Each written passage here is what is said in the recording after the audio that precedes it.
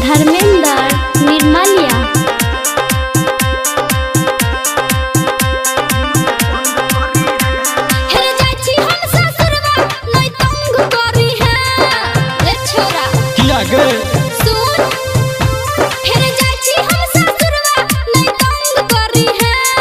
करत रही है जान सिम ने बंद करी है, फोन करत रही है जान सिम ने बंद करी है।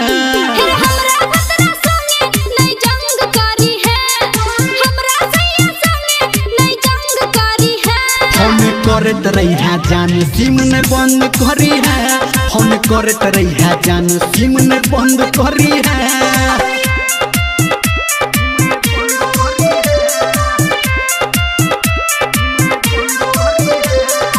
डीजे रंजन बिस्फी, माँ गायत्री रिकॉर्डिंग स्टूडियो।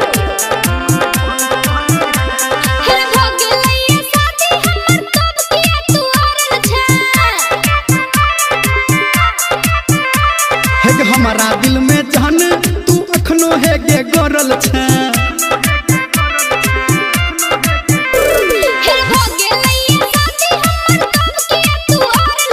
हमारा दिल में सोना तू अखनो है गे गरल छे।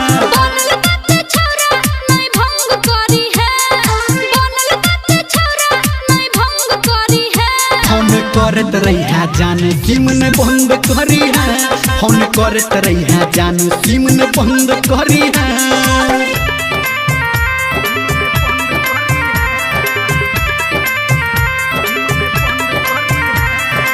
डीजे रंजन बिस्फी।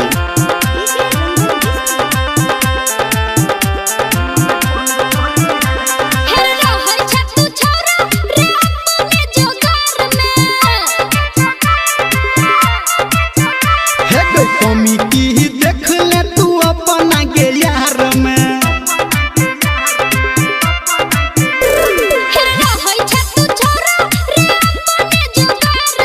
कमी कौन रहे कर की हमारा गे प्यार में।